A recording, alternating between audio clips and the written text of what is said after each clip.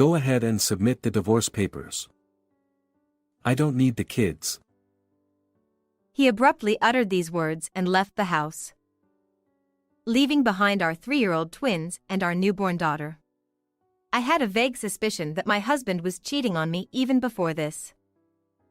But with the demands of parenting and work, I had resigned myself to the situation. I can't stand it anymore. At that moment, my twin daughters clung to me. Their little faces looked up at me with concern, and they said, "Mommy, I love you." Despite the overwhelming anger I felt toward my husband, something inside me snapped.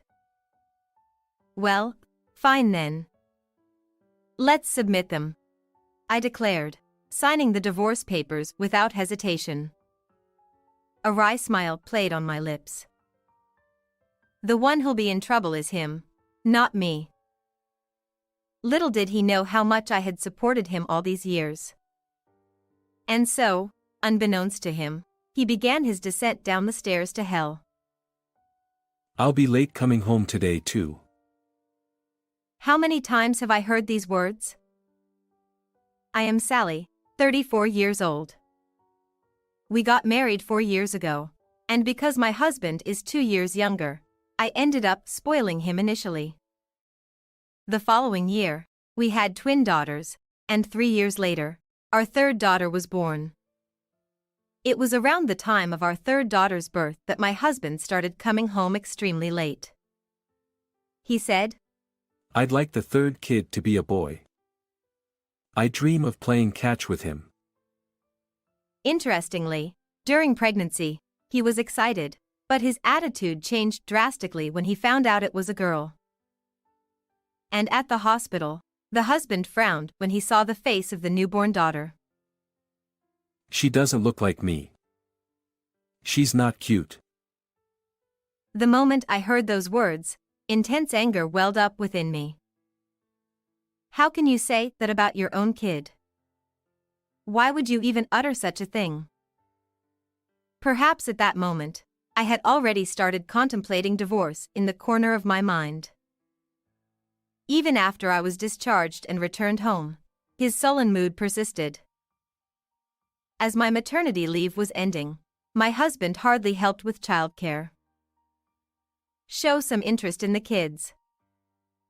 His response was, If you're short-handed, just hire a babysitter. You have savings. I had a job at a top-tier company and was earning much more money than other women around my age. Meanwhile, my husband frequently changed jobs and struggled to keep one. Perhaps he envied having a wife who was successful at work. At the time, he was doing temporary work, so I worried about how long it would last. Since I couldn't expect financial support, I hoped he would at least fulfill his role as a father at home. But when I asked him to spend time with the kids, he grumbled. It's a hassle. When he reluctantly did help, it was half-hearted, and our daughters seemed bored. My husband sensed that he wasn't well liked, which bothered him. This negative cycle continued until one day he stopped helping with childcare altogether. I'm tired from work. Let me rest on weekends. He'd either stay holed up in his room or go out with someone else. Today, I had to work even though it is a weekend, and I am in trouble if you take care of our kids. I also have a plan to do. Bye. He refused to watch the kids. I couldn't leave the children alone, so I often had to ask for a babysitter on short notice. This situation will ruin our marriage and affect the kids. So, I decided to consult my parents-in-laws. However, their response was disappointing. A wife must endure. That's the key. More importantly, please take care of that thing I was talking about the other day. My parents live far away, so I don't get to see them often. I didn't feel comfortable making phone calls and didn't know who to turn to. Hey, make me some food. When I returned home one evening, My husband in his pajamas and a messy room were waiting. The only salvation was that the kids, who had been playing with toys looking bored, brightened up with big smiles as soon as they saw my face. Where were you until this late? I had some business at your parents' house. Hurry up and make dinner. I'm starving. If you've been home all this time, couldn't you have done the laundry or cleaned the bathroom? However, when my husband heard this, he inexplicably smirked. I've decided not to do anything for people who lack manners. What do you mean? I cleaned the bathroom yesterday, and there was no gratitude. Didn't I say thank you? Not that kind of gratitude. I mean an allowance. At least $200. He extended his right hand, gesturing for money. What is this man talking about? I wondered. That day, tired and frustrated myself, I called him to the bathroom so the kids wouldn't overhear our conversation. I do everything: work, house chores, and childcare. Haven't you ever thanked me? It's a wife's duty. Then what's your duty? I work too. Despite earning only $1,000 a month and doing nothing around the house, he audaciously made such demands. Our argument continued for about an hour. Mommy, I'm hungry. My daughter's interruption snapped me back to reality. My husband left in a bad mood, but I ignored it and hurriedly prepared dinner. Amidst the tense atmosphere, I discovered his secret. My husband is having an affair. I confided in a colleague we'd been friends with since college. She had also divorced due to her husband's infidelity. You should gather evidence immediately. She shared various methods for collecting proof. Truth be told, I'd suspected my husband's affair of a while. Just before our youngest kid was born, I noticed an unusual, sweet scent coming from him. Were you wearing perfume? I asked him casually when he returned home. He broke into a sweat and stammered. There were other signs too: late returns, reduced conversations, his attitude toward the kids, and the absence of intimacy. But my conviction came from a specific incident. There was lip balm in your jacket pocket. It's mine. My lips get chapped. Are you using Chanel's pink lip balm? Well, that's, maybe my mom's. His awkward response sounded like a lie. As he rushed to the bathroom, unbuttoning his shirt, I saw it. What's that? It's unmistakable.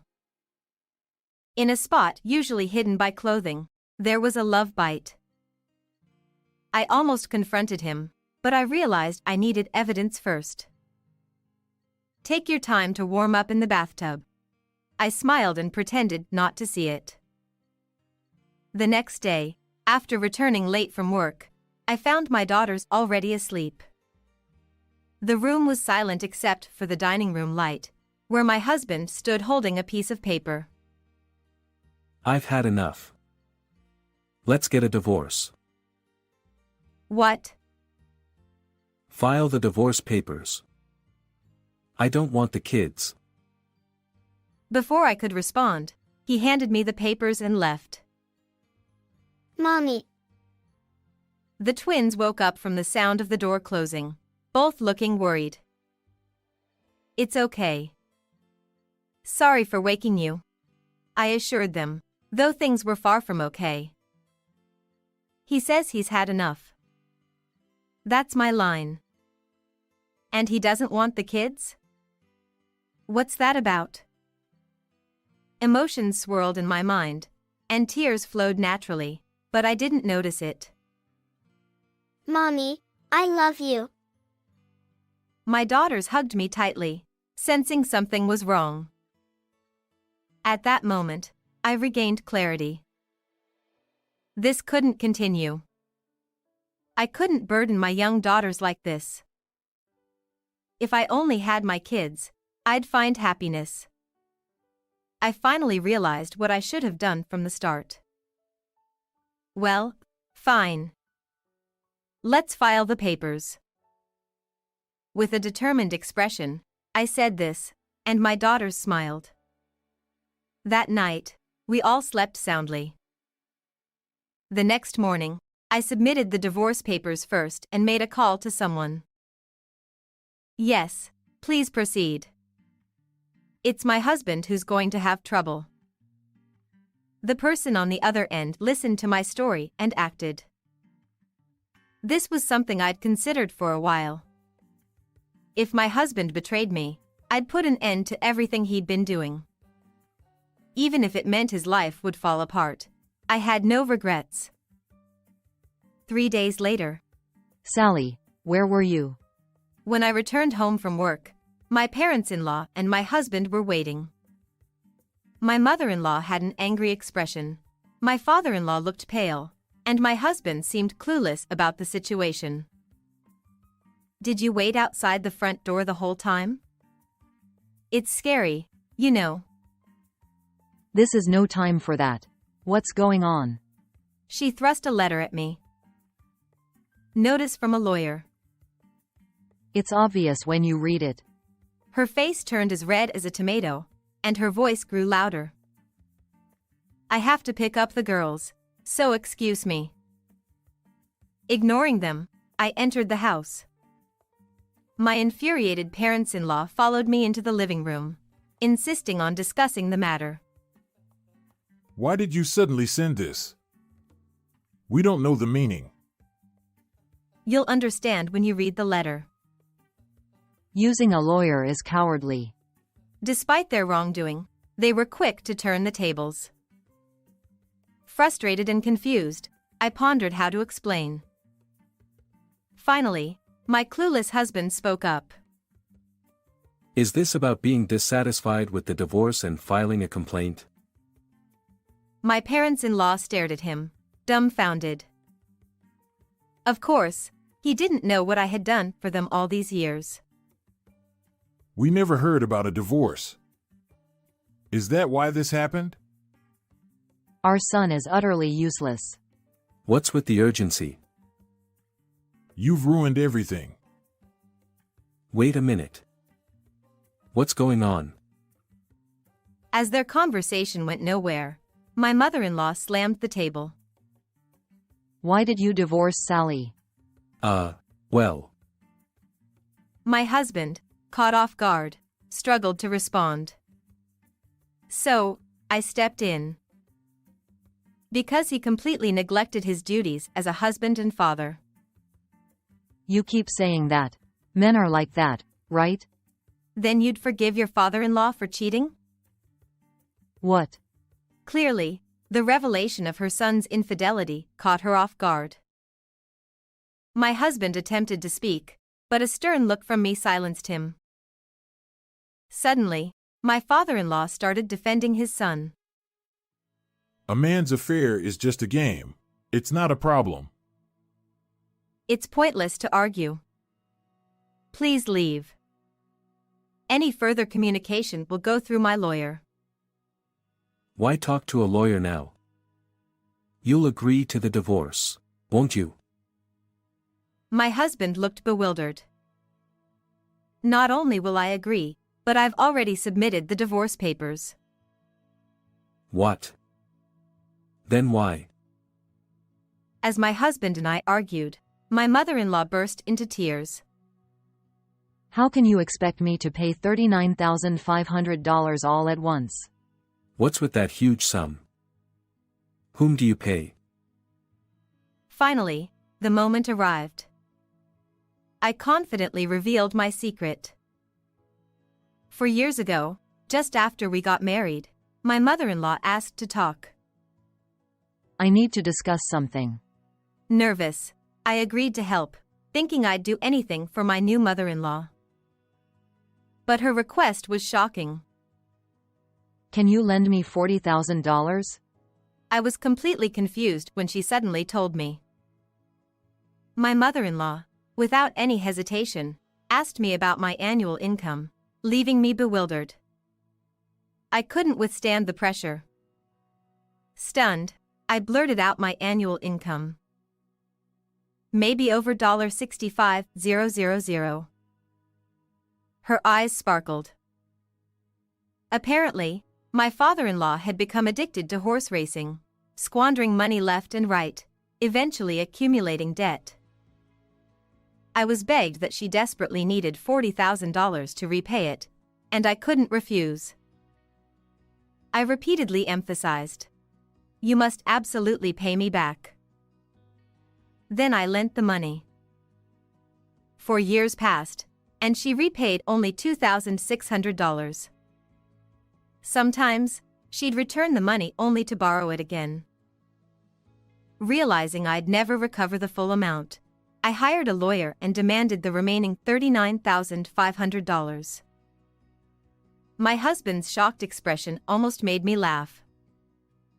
I promised to repay it gradually. Why demand it all at once? We're no longer family, so I don't need to be considerate. Then, my mother-in-law made a sound like a monkey. Screech. She erupted in anger, directing it at my husband. "You caused this with your affair. Pay up instead of me." Why me? We're retired. Our pension won't cover it. If you want to live in my house, listen to me. Of course, she couldn't pay the $39,500 all at once. After all, my husband was unemployed at the time. I'm going to live at Karen's house, so I won't pay. Is that the name of the woman you're having an affair with? I was getting tired of listening to this mother-son argument. I decided to put an end to it. Don't think it ends with $39,500.